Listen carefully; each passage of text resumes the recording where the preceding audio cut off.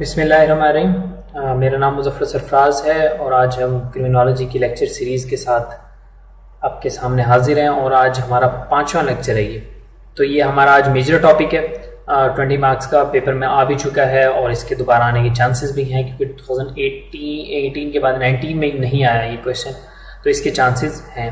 देखिए, आपके पास जो क्रिमिनोलॉजी है उसके अंदर ये जो क्वेश्चन आ सकता है वो कुछ इस तरीके से आ सकता है। बेसिकली तो सीधा सीधा क्वेश्चन तो ये यही आएगा, मेजर कॉजेज ऑफ क्राइम, ठीक है। लेकिन इसके कुछ और भी एंगल हो सकते हैं पूछने के। नंबर 2 ये इस तरह आ सकता है कि explain the dynamics of crimes, ठीक है। क्राइम के डायनेमिक्स को आपने एक्सप्लेन करना है।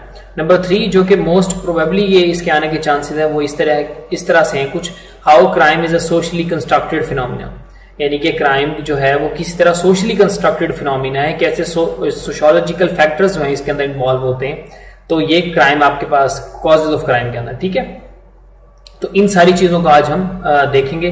बहुत आसान टॉपिक है, तो स्टार्ट करते हैं।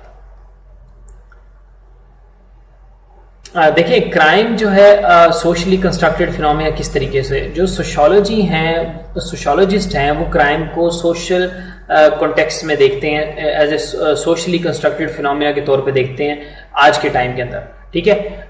वो ये कहते हैं कि जब कोई बच्चा पैदा होता है, ठीक है, तो वो बाय बर्थ क्रिमिनल नहीं होता, ठीक है।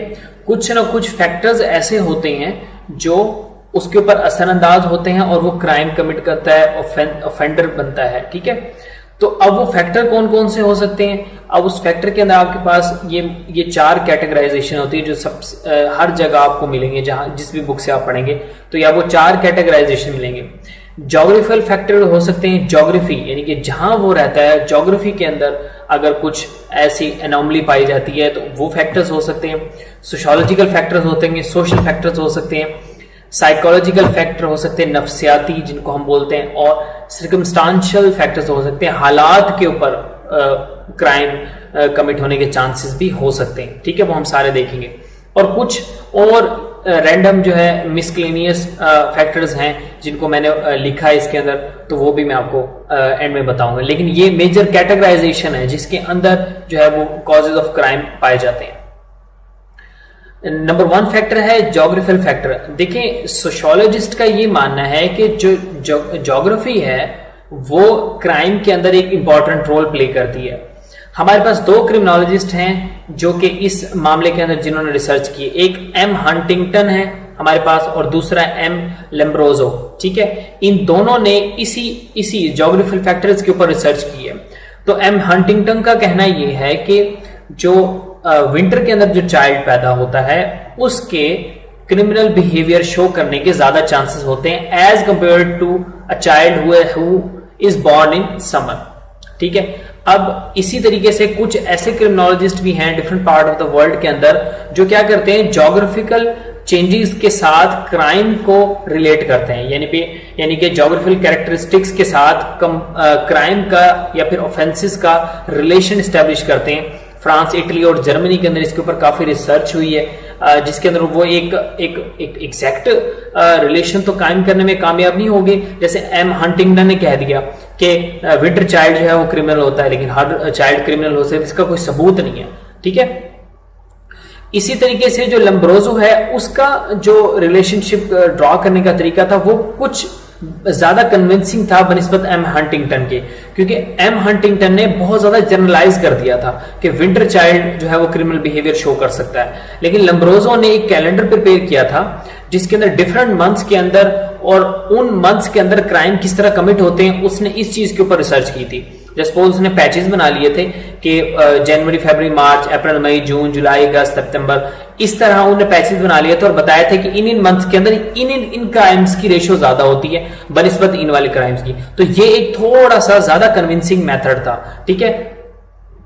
अब उन्होंने कहा क्या, लैम्ब्रोजो ने ये कहा कि एक जो चाइल्ड मर्डर होते हैं वो कंपैरेटिवली उनका रेट जो है वो जनवरी टू अप्रैल हाई होता है, ठीक है। और इसी तरीके से जो होमिसाइड्स होते हैं और अटैक्स होते हैं असॉल्ट के जुमरे में जो आते हैं वो जुलाई के अंदर ज्यादा होते हैं, ठीक है। अब ये कंपैरिजन शो किया गया है। बेसिकली होता ये है कि जनवरी टू अप्रैल एक अलग आपके पास ज्योग्राफिकल चेंजेस आ रहे होते हैं, फिजिकल इन्वायरमेंट के अंदर जो चेंजेस आ रहे होते हैं, और जुलाई के अंदर और चेंजेस आते हैं।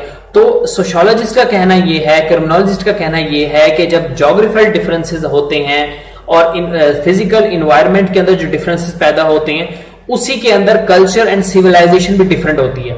यानी कि अगर हम ज्योग्राफी के अंदर चेंज देखते हैं तो सोसाइटी के अंदर भी चेंज आती है, सोसाइटी के बिहेवियर के अंदर चेंज आता है। यानी कि सर्दियों में लोगों सोसाइटी और तरह से बिहेव करती है, गर्मियों में समर के अंदर सोसाइटी और तरीके से बिहेव करती है। ये सोशियोलॉजिस्ट का मानना है। यानी कि कहने का अगर इसको in short, to cut the long story short, कि फिजिकल जो इन्वायरमेंट होता है वो क्राइम के होने या न होने के लिहाज से एक इंपॉर्टेंट रोल प्ले करता है। ठीक है, तो मेरे ख्याल में आपको ये कॉन्सेप्ट समझ आया होगा कि ज्योग्राफिकल चेंजेस किस तरीके से क्राइम के कमिट होने या न होने के ऊपर असरअंदाज होती हैं। नंबर 2, जो इसका ब्रॉडर मतलब सबसे ज्यादा जो इसका टारगेटेड क्राइम का जो फैक्टर है वो हमारे पास सोशियोलॉजिकल फैक्टर्स हैं। ठीक है, सबसे ज्यादा जो फैक्टर्स माने जाते हैं क्राइम के कमिट होने की वजह से वो सोशियोलॉजिकल फैक्टर्स होते हैं, और आप कह सकते हैं कि साइकोलॉजिकल फैक्टर्स या फिर सर्कमस्टेंशियल जो फैक्टर्स होते हैं वो भी इसी के अंदर आएंगे। उनको आगे चल के देखते हैं। देखें, सोशियोलॉजिकल जो फैक्टर्स होते हैं वो क्राइम की डाइवर्स होने में, उनके रेट होने में एक असरअंदाज करते हैं। यानी कि आप ये कह सकते हैं कि एक सोसाइटी के अंदर शायद स्ट्रीट क्राइम ज्यादा होते हो, दूसरी सोसाइटी के अंदर व्हाइट कॉलर क्राइम ज्यादा होते हो। ठीक है, क्योंकि सोसाइटीज जो हैं वो सोशल क्लासेस के ऊपर बनी होती हैं, और क्लासेस के अंदर अपर क्लास और लोअर क्लास का कॉन्सेप्ट होता है। मैंने शायद पहले भी आपको किसी एक लेक्चर में बताया कि अपर क्लास के जो लोग होते हैं, जाहिर सी बात है वो तो मोबाइल स्नैचिंग नहीं करेंगे। अपर क्लासेस के अंदर व्हाइट कॉलर क्राइम या ऑर्गेनाइज क्राइम का रुझान ज्यादा होगा बनिस्बत किसके, स्ट्रीट क्राइम के। और इसी तरीके से जो लोअर क्लासेस के लोग हैं वहां पे स्ट्रीट क्राइम का कॉन्सेप्ट ज्यादा होगा, हायर यानी कि हायर जो क्लासेस के मुकाबले में व्हाइट कॉलर क्राइम का कॉन्सेप्ट कम होगा।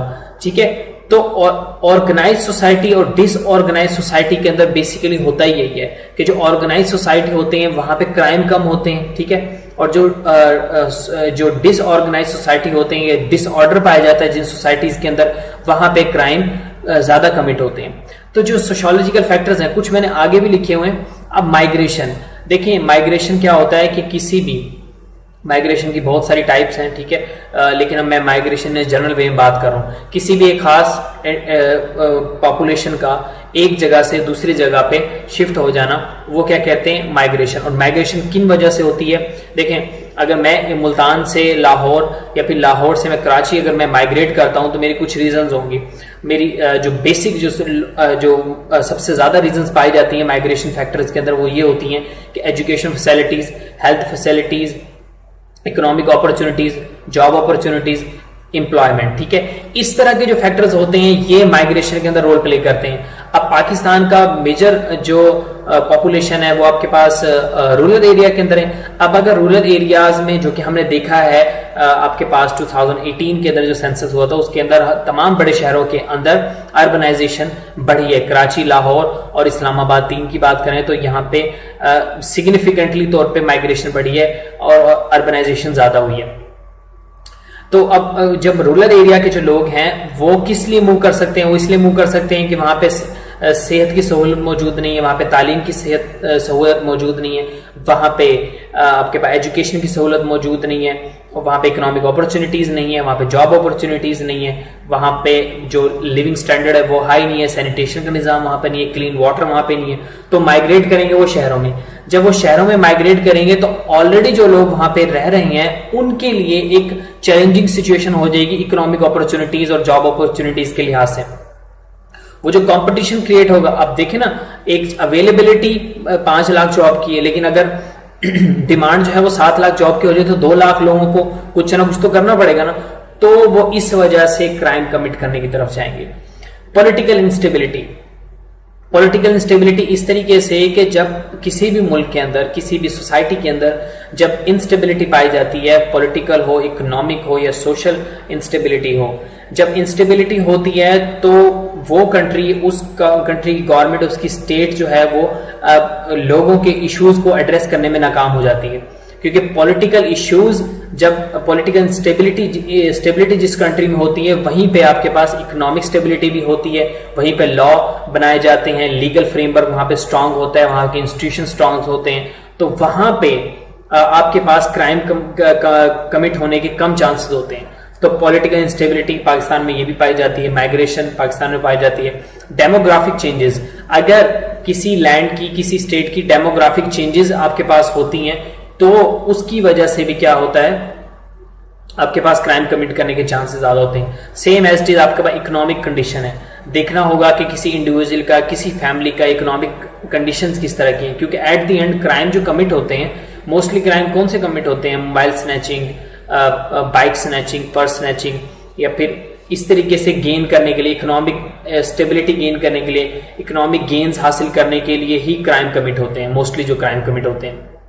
अब कराची के अंदर सबसे ज्यादा क्या है, कौन से क्राइम की ये है ज्यादा है, एक तो मोबाइल स्नैचिंग है, बाइक स्नैचिंग है, ठीक है, एटीएम कार्ड थेफ्ट चोरी होते, मनी चोरी होती है वहां से, और डकैती वहां पे ज्यादा है, किडनैपिंग वहां पे ज्यादा है, रॉबरी वहां पे ज्यादा है, और उसके बाद आपके पास कुछ जो ऐसे क्राइम जो कि थोड़े से, यानी कि भत्ताखोरी जिसको आप बोलते हैं, ठीक है, इस तरह के क्राइम वहां पे ज्यादा है।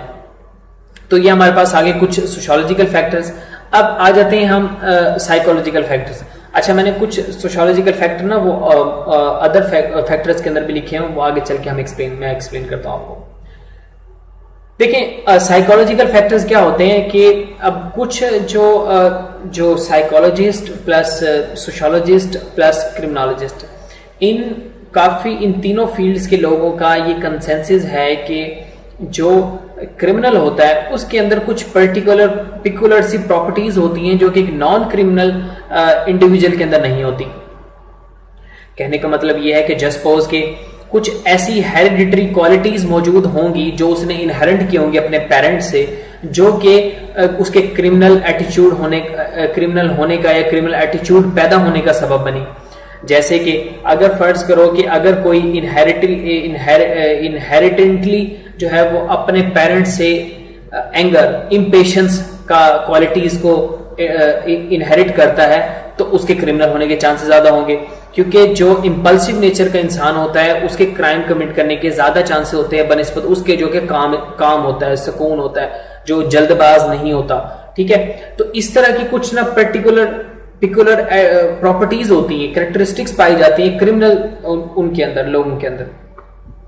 अब ये किया किस तरह गया है? ये इस तरह किया गया है कि बहुत सारे क्रिमिनल्स को स्टडी किया गया है, उनके फाइनेंशियल बैकग्राउंड को स्टडी किया गया है, उनके सोशल बैकग्राउंड को स्टडी किया गया है, उनके इकोनॉमिक बैकग्राउंड को स्टडी किया गया, और उनके साइकोलॉजिकल प्रॉब्लम्स को एनालाइज किया गया है।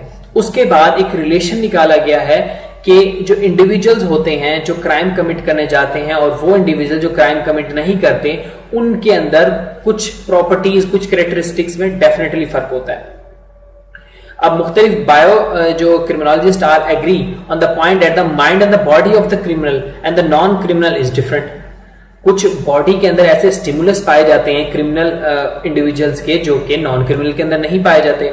ठीक है, और उनके कुछ के माइंड से यहाँ पे हमारे मुराद हम थिंकिंग भी ले सकते हैं। जो क्रिमिनल एटीट्यूड वाला पर्सन होता है उसकी जो थिंकिंग होती है वो नॉन क्रिमिनल से मुख्तलिफ होती है। ठीक है, अब जस्ट सपोज कि अगर कोई हेरिडिटरी क्वालिटीज में आप ये भी तो आ सकते हैं ना कि इनहेरिट करे प्रॉपर्टी को। प्रॉपर्टी अगर कोई इनहेरिट करता है तो उसके अंदर क्रिमिनल एटीट्यूड आ जाता है, क्योंकि यही प्रॉपर्टी ही आगे चल के उसके क्राइम करने का सबब बन सकती है। उसके बाद हमारे पास एक क्रिमिनोलॉजिस्ट हैं, उनका नाम है मिस्टर डॉगडेल। ठीक है, डॉगडेल, इनका कहना यह है कि एक इंडिविजुअल का लाइफस्टाइल भी जो है ना वो भी हेरिडिटरी होता है, वो भी इनहेरेंट होता है, यानी कि किसी के जिंदगी गुजारने का तरीका। हमने देखा होगा कि यहाँ पे आपने भी नोट किया होगा कि बच्चों के अंदर माँ बाप की तरह ही कुछ लाइफस्टाइल गुजारने के तरीके होते हैं, यानी कि लार्जर दैन लाइफ, एडवेंचरस होना, ये आपको बोरिंग होना। ठीक है, ये आपको क्या है, ये आपको इनहेरेंट कर सकते हैं आप अपने पेरेंट्स से ये प्रॉपर्टीज। तो ये वाला डॉगडेल के मुताबिक ये जो लाइफस्टाइल होता है इंडिविजुअल का, ये भी हेरिडिटरी होता है। और अगर कुछ ऐसी क्वालिटीज जो कि पेरेंट्स के अंदर पाई जाती हैं और वो क्रिमिनल एटीट्यूड का सबब बनती हैं, तो क्योंकि वो इंडिविजुअल वो भी इनहेरेंट कर रहा है तो वो भी क्रिमिनल एटीट्यूड रख सकता है इन फ्यूचर। अच्छा, मेंटल इंस्टेबिलिटी इसी के अंदर आती है। ठीक है, क्राइम के साथ आपके पास एसोसिएटेड है। आपको पता है कि हमारे लॉ के अंदर अवेलेबल है कि अगर कोई मेंटली सिक पर्सन हो तो उसके ऊपर कानून लागू नहीं होता, क्योंकि उसे तो पता ही नहीं है कि क्या गलत है क्या सही है, ठीक है। तो मेंटल इंस्टेबिलिटी, आपको पता है जैसे पाकिस्तान के अंदर जो अभी चाइल्ड अब्यूज और चाइल्ड जो रेप के जो वाकयात हुए हैं, उनके अंदर जितने भी ज्यादा पकड़े गए हैं, जो सबसे ज्यादा फैक्टर नजर आया वो साइकोलॉजिकल फैक्टर नजर आया, यानी कि मेंटल इलनेस थी उन लोगों के अंदर जिन्होंने ये क्राइम कमिट किए हैं। अच्छा, इसी के अंदर हमारे पास डिसअपॉइंटमेंट्स हैं, आपके पास कन्फ्लिक्ट्स हैं, फेलियर इन लाइफ है, मेंटल शॉक्स हैं, मेंटल हेल्थ इश्यूज हैं। कराची के अंदर एक सर्वे कंडक्ट किया गया है, ठीक है, उसके अंदर बताया गया कि पूरे पाकिस्तान के अंदर एटलीस्ट 33.9%, आप इसको राउंड ऑफ करके 34% लोग ऐसे हैं जो किसी न किसी हद तक मेंटल हेल्थ इश्यूज का प्रॉब्लम है। अब आप देखिए 34%, पाकिस्तान की आबादी को 20 करोड़ 21 करोड़ के लगभग है, आप उसमें 34% के करीब लगाएं तो आपके पास 7-8 करोड़ के करीब लोग बनते हैं। तो 7-8 करोड़ लोग जब किसी न किसी मेंटल हेल्थ का शिकार हैं, तो उस सोसाइटी के अंदर, उस कम्युनिटी के अंदर क्यों क्राइम कमिट नहीं होगा। डिसअपॉइंटमेंट्स हो जाती है, फेलियर्स हो जाते हैं लाइफ के अंदर, जिनकी वजह से आप अपना डेविएट कर जाते हैं, डेविएंट बन जाते हैं, सोशल डेविएंट हो जाते हैं, नॉर्म्स एंड वैल्यूज को भूलना शुरू हो जाते हैं, जो कि फर्दर सीरियस क्राइम करने का सबब बनती हैं। उसके बाद आपके पास जो सबसे ज्यादा फैक्टर्स होते हैं, सर्कमस्टांशियल फैक्टर्स हमारे पास होते हैं, एलिमेंट्स पाए जाते हैं।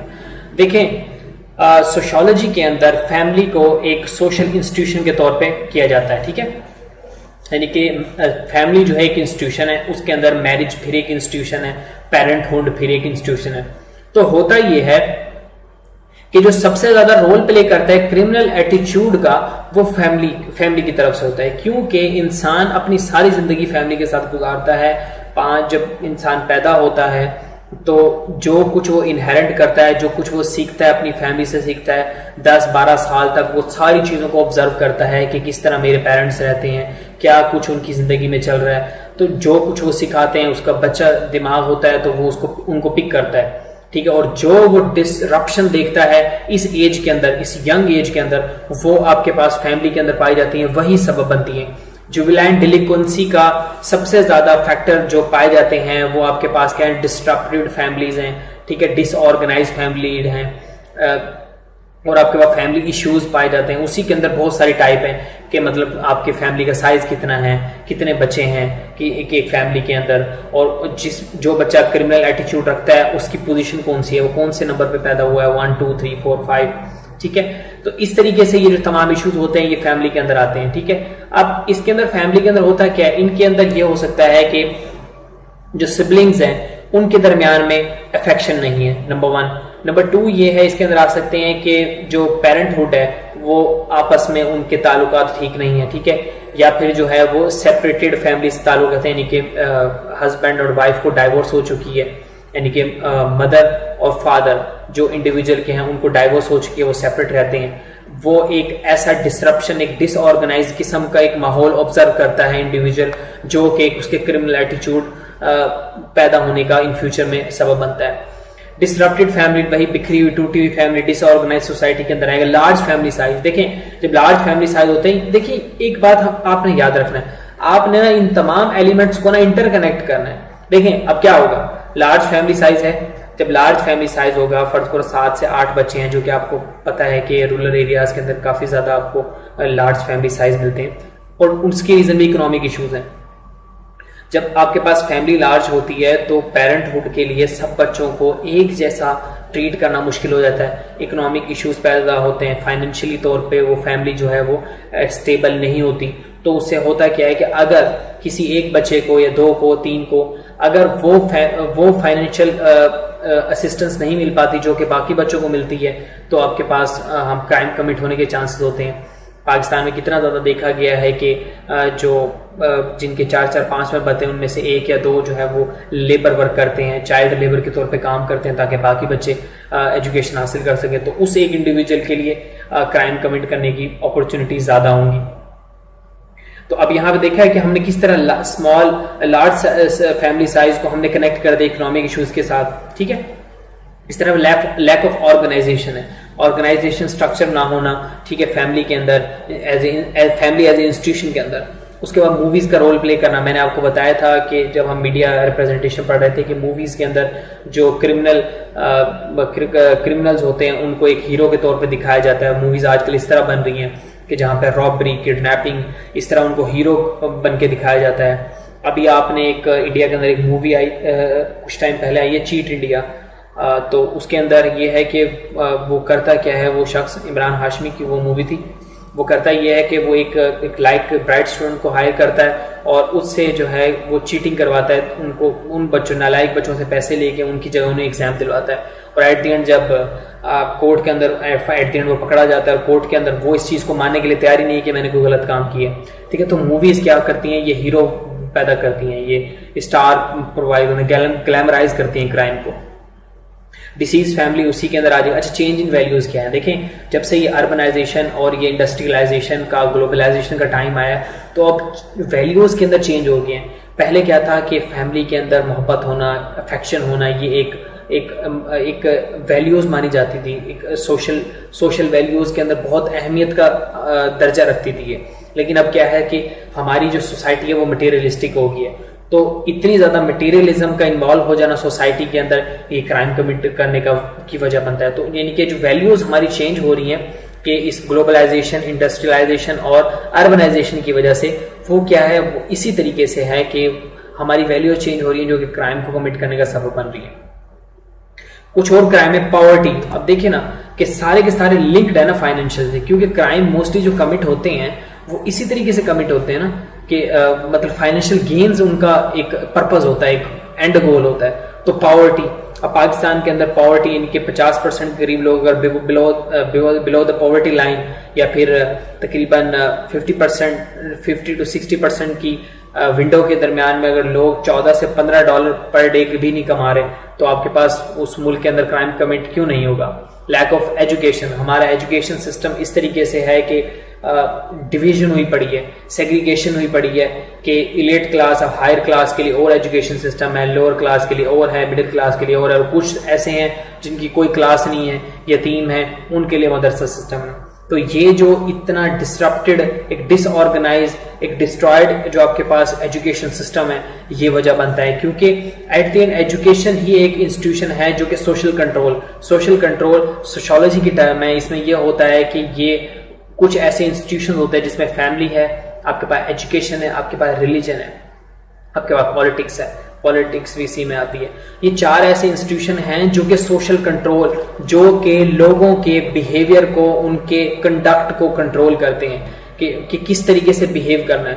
तो एजुकेशन जब नहीं है यहाँ पे, तो हमारे यहाँ पे तो एजुकेशन है भी इस तरीके से कि अगर कोई नाम लिख सकता है अपना या पढ़ सकता है तो वो लिटरेट कहलाता है। अगर हम ग्रेजुएशन के हिसाब से या मैट्रिक के ऊपर भी अगर हम करें तो पाकिस्तान के एजुकेशन परसेंट, तो मैट्रिक के ऊपर तो 30% भी नहीं आ गई, अभी 54.5 के करीब है, जो कि 60% के हर साल टारगेट रखा जाता है। उसके बाद आपके पास है लो सेल्फ कंट्रोल। देखिए, इंपल्सिव नेचर की मैंने बात की थी आपको, तो वो इसी में है, लो सेल्फ कंट्रोल। अगर किसी का गुस्से पे काबू नहीं, जिसको मेडिकल साइंस के अंदर एंगर मैनेजमेंट बोलते हैं, यानी कि अगर कोई अपने एंगर को, अपने गुस्से को मैनेज नहीं कर सकता तो ऑब्वियसली वो क्राइम कमिट करेगा।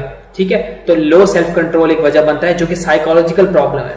अर्बनाइजेशन आपके पास इशू है, मैंने बहुत दफा डिस्कस कर लिया है। पॉलिटिकल इंस्टेबिलिटी मैं कर आ चुका हूँ, पुअर इकोनॉमिक कंडीशन करके आ चुका हूँ। क्लास कॉन्फ्लिक्ट्स पाए जाते हैं। देखें, जो क्योंकि ये सब ग्रुप है सोशियोलॉजी का, और सोसाइटी के अंदर क्लासेस होती हैं, अपर क्लासेस के लोग हैं, लोअर क्लासेस के लोग हैं और मिडिल क्लास के लोग हैं। तो उनके अंदर क्लास कॉन्फ्लिक्ट्स पाया जाता है कि जब एक गरीब का बच्चा ये देखता है कि जो हायर क्लासेस के लोग हैं उनको गाड़ी लेने आती है, गाड़ी छोड़ने जाती है, उनके स्कूल्स लाइक 5 स्टार होटल्स हैं, ठीक है, तो ऑब्वियसली उसके अंदर वो डिजायर्स पैदा होती हैं कि मैं भी ये क्यों ना गेन करूं, क्योंकि सोशल वैल्यूज तो चेंज हो रही है ना। मटीरियलिस्टिक इज एवरीथिंग, यानी कि मटीरियलिज्म आ गया सोसाइटी के अंदर, तो इसलिए क्लास कॉन्फ्लिक्ट्स पैदा होते हैं। प्रिजन सिस्टम, अब देखें पाकिस्तान का जो प्रिजन सिस्टम है वो इस तरीके से है कि यहाँ पे अगर कोई जेल में कोई साल गुजार कर आ जाए तो वो बड़ा क्रिमिनल बन के निकलता है, क्योंकि रिहेबिलिटेशन तो है ही नहीं, वो तो मैयर्स तो लिए जाते ही नहीं कि हम उसको सजा काटने के बाद एक रिस्पॉन्सिबल सिटीजन बना सके। ठीक है। और सबसे जो पुअर सिस्टम है हमारा जुवेनाइल का है। जुवेनाइल मतलब वो जो 18 साल से कम बच्चे होते हैं, वो जब कोई क्राइम कमिट करते हैं तो उनके लिए जुवेनाइल जस्टिस सिस्टम है, वो मैं आपको नेक्स्ट लेक्चर में पढ़ाऊंगा। तो इतना पुअर है कि एक रिपोर्ट है, पिछले साल एक रिपोर्ट आई थी, उस रिपोर्ट के अंदर ये था कि कुछ बच्चे जो कि अपना फाइन पे नहीं कर सकते, जुवेनाइल्स थे, वो उन्होंने छोटी मोटी ऑफेंस किए थे। तो शहजाद रॉय जो हैं, पाकिस्तान के जो स्लैब है, वो यूएन के एम्बेसडर भी हैं, तो उन्होंने उनके फाइन पे किए थे और उनको रिहा करवाया था। मतलब ये आलम है हमारा। तो इतना घटिया किस्म का जुवेनाइल जस्टिस सिस्टम है यहाँ पे। अगर आपने जुवेनाइल जस्टिस सिस्टम को कंपैरिजन करना है पाकिस्तान के और डेवलप कंट्रीज के, तो यू विल बी शॉक के वहां पे किस तरह जुवेनाइल को ट्रीट किया जाता है।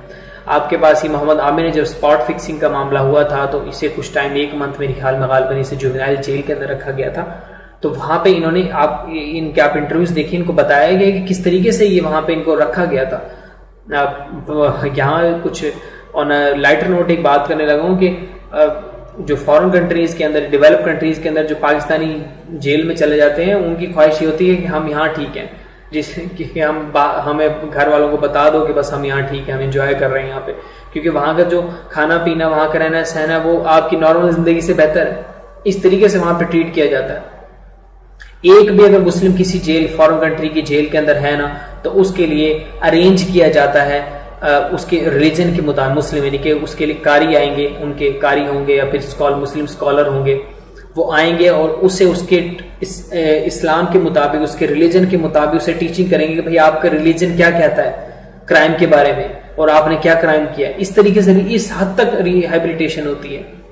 जिस तरह उन्हें खाना दिया जाता है, जिस तरह उन्हें उनका ख्याल रखा जाता है, यहाँ तो ऐसा कुछ भी नहीं है। ड्रग्स एक बहुत बड़ा इशू है, ठीक है, क्योंकि ड्रग्स के बाद इंसान अपने सेंसेस में नहीं होता। जब सेंसेस में नहीं होता तो वो कुछ भी कर गुजरता है। डिप्रेशन एंड मेंटल हेल्थ पढ़ा चुका हूं मैं आपको।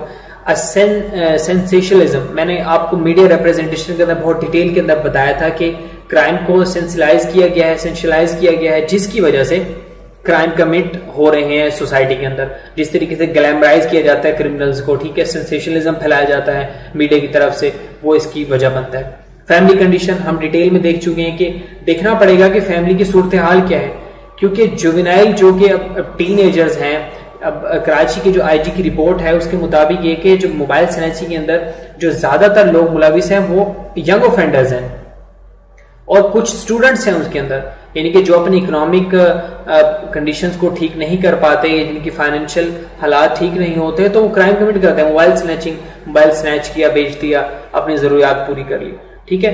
तो यंग ऑफेंडर्स वो इसीलिए क्राइम कमिट करते हैं क्योंकि उनका इसीलिए कहते हैं कि सोशली कंस्ट्रक्टेड फिनोमिना है। रेसिज्म आ जाता है, नस्ल परस्ती जो है यहाँ पे बड़ी कॉमन पाई जाती है। ऐसा एक मैं आपको और भी बता दूं कि कल्चरल डिफरेंस भी पाया जाता है, कि कल्चरल डिफरेंस भी क्राइम करने की वजह बनता है। सोशियोलॉजी का एक टर्म इस्तेमाल होती है एथनोसेंट्रिज्म, यानी कि किसी एक का कल्चर दूसरे के कल्चर से सुपीरियर होना, यानी कि मैं ये समझूं कि मेरा कल्चर किसी और के कल्चर से सुपीरियर है। हायर क्लास के जो लोग हैं वो ये समझे कि हमारा कल्चर बहुत अच्छा है, जो कि हमारा सुपीरियर है और बाकी सबका इंफीरियर है। तो ये भी एक वजह बनता है, ठीक है, इसी की वो क्या नाम है, क्राइम कमिट करने की। उसके बाद पॉपुलेशन एक्सप्लोजन। देखें, डिमांड एंड सप्लाई का सिंपल सा रूल है। जब आपके पास डिमांड आपके पास हो 10 लाख जॉब्स की, ठीक है, लेकिन आप सप्लाई कर रहे हो 2 से 3 लाख, तो बाकी 7 लाख क्या करेंगे, ठीक है, या तो और जॉब्स करेंगे, और जॉब्स भी कितने कर लेंगे, 2-3 लाख और जॉब्स कर लेंगे, बाकी सारे क्या करेंगे। तो इस तरीके से एक पॉपुलेशन एक्सप्लोजन जो है वो असरअंदाज होती है। अब पाकिस्तान का जो एक्सप्लोजन है वो सबसे ज्यादा है। पाकिस्तान की 2050 के अंदर पाकिस्तान की पॉपुलेशन डबल हो जाएगी, यानी कि 400 मिलियन के करीब हो जाएगी पाकिस्तान की पॉपुलेशन, ठीक है। तो अब पाकिस्तान की 1947 के अंदर 40 मिलियन पॉपुलेशन थी और 1947 से 70 ईयर्स के अंदर पाकिस्तान की पॉपुलेशन 211 तक चली गई, 211 मिलियन तक चली गई है, ठीक है। तो रिसोर्सेज आपके पास है नहीं और पॉपुलेशन आपकी बढ़ती जा रही है। पाकिस्तान 6th से 5th लार्जेस्ट पॉपुलेशन के हिसाब से कंट्रीज के अंदर आ गया। तो इतनी बड़ी पॉपुलेशन के लिए सोर्सेज भी होने चाहिए। जब रिसोर्सेज नहीं होंगे तो जो दूसरे जराए हैं वो देखे जाएंगे इंडिविजुअल की तरफ से। फिर जो इस्लामिक टीचिंग का ना होना है, ठीक ठीक है, इस्लामिक टीचिंग का ना। अब देखें होता क्या है कि आप जितने भी मस्जिदों के अंदर आप लोग जाते हैं, जो आपके पास जुमे का आपका खुतबा होता है, उसके अंदर कितनों के अंदर इखलाक के ऊपर बात होती है, कितनों के अंदर फैमिली से अटैचमेंट की बात होती है, मोहब्बत की बात होती है, कंस्ट्रक्टिव रोल की बात होती है। जो स्कॉलर्स होते हैं वो कितना कंस्ट्रक्टिव रोल प्ले कर रहे हैं सोसाइटी के अंदर, आपके सामने है। किस तरह बताया जाता है, एक तरह से डराया जाता है, ठीक है, लेकिन एजुकेट नहीं किया जाता। तो एजुकेशन का ये जो सोर्स खत्म हुआ है, इस्लामिक सोर्स हमारा जो खत्म हुआ है, ये एक बहुत बड़ी वजह बनी है। क्योंकि रिलीजन जो है वो आपके पास सोशल कंट्रोल का एक इंस्टीट्यूशन है, मैंने आपको पहले बताया। तो रिलीजन देखें, मुझे अगर ये हमारा इस्लाम हमें ये कहता है कि जिना करना, मर्डर करना, शराब पीना ये क्राइम है, अगर मेरे पास इसकी ट्रू इस्लामिक टीचिंग हो और मुझे इसके ऊपर एम्फसाइज किया जाए स्टार्ट से, तो क्या मैं क्राइम कमिट करूंगा? मैं ये क्राइम कमिट नहीं करूंगा, ठीक है। अगर हमें ये बताया जाए कि चोरी करने के ऊपर हाथ काट दिया जाता है, तो क्या कोई किसी सोसाइटी के अंदर एक क्राइम कमिट होगा? ठीक है, तो एक ये तो चीज आ गई। दूसरा, एक बहुत बड़ी वजह लॉ इन्फोर्समेंट एजेंसीज की वीकनेसेस का है कि लॉ इन्फोर्समेंट एजेंसीज जिस तरीके से कंडक्ट करती हैं इन्वेस्टिगेशंस को, उनका सोल पर एंड गोल ये होना चाहिए कि हमने क्राइम को प्रिवेंट करना है सोसाइटी के अंदर, हमें मिटिगेट करना है, जड़ से उखाड़ना है क्राइम को, कि ये सेक्सुअल हैरेसमेंट हो रही है, ये चाइल्ड अब्यूज हो रहा है, ये चाइल्ड रेप हो रहे हैं, इसकी रूट कॉज क्या है। तो इस तरह लॉ इन्फोर्समेंट एजेंसीज का अपना पूरा का पूरा रोल प्ले ना करना, ये एक बहुत बड़ी वजह है आपकी इसके अंदर क्राइम कमिट होने के अंदर। और फिर अब जिस तरह क्राइम मॉडर्नाइज होते जा रहे हैं, जैसे साइबर क्राइम आ गए, अब जो नॉर्मल पाकिस्तान के पुलिस ऑफिसर थे, जो इन्वेस्टिगेशन ऑफिसर थे, SHO, सब इंस्पेक्टर, उनके पास साइबर क्राइम से रिलेटेड नॉलेज ही नहीं है। उनको पता ही नहीं है कि अगर साइबर क्राइम कमिट हो जाए तो किस चैनल के थ्रू हमने इनको करना है, ठीक है। फिर पाकिस्तान के अंदर टेक्नोलॉजी का यूज नहीं है, टेक्नोलॉजी का यूज होने के साथ हम साइंटिफिक मेथड्स के ऊपर हमारा रुझान कम है। आज भी वही फसूदा किस्म के मेथड इस्तेमाल किए जाते हैं इन्वेस्टिगेशन के, ठीक है। तो ये सारे के सारे फैक्टर्स मिलके हमें बताते हैं कि क्राइम के कितने कॉजेज हो सकते हैं। बहुत इंपॉर्टेंट टॉपिक है, ठीक है, आपने इसको बहुत अच्छे तरीके से प्रिपेयर करना है। इस साल इसके आने के चांसेस काफी ज्यादा है, ठीक है। तो उम्मीद है कि आपको ये लेक्चर समझ आया होगा। मैंने हर चीज़ को बहुत डिटेल से एक्सप्लेन किया है और ये मैंने 5वां लेक्चर अपलोड कर दिया है। और मैं करंट अफेयर और पाकिस्तान अफेयर एक वीक के अंदर या 1 या 2 दिन तक स्टार्ट करने लगा हूँ। तो जो करंट अफेयर के टॉपिक्स आप पढ़ना चाहते हैं तो काइंडली वो कमेंट सेक्शन में लिखते जाएं। मैं खुद भी रिसर्च कर रहा हूँ कि पूरे साल के जो करंट अफेयर के इश्यूज हैं पाकिस्तान के हैं, डोमेस्टिक है, रीजनल हैं, इंटरनेशनल हैं, इन तमाम को मैं देख रहा हूँ, एनालाइज कर रहा हूँ। तो जैसे ही मतलब ये हम स्टार्ट करेंगे तो आप लोगों की इसमें मुझे गाइडलाइन की ज़रूरत होगी कि आप कौन कौन से टॉपिक में आपको इश्यूज़ हैं, ठीक है। तो तब तक के लिए अल्लाह हाफिज़। अब चैनल को सब्सक्राइब करें ताकि आपको नोटिफिकेशन मिलता रहे, क्योंकि अब हम तेज़ी के साथ वीडियोज़ अपलोड करेंगे और हमने नेक्स्ट 2 मंथ्स के अंदर तकरीबन 6 to 7 सब्जेक्ट्स को हमने कवर करना है, ठीक है। थैंक यू सो मच, अल्लाह हाफिज़।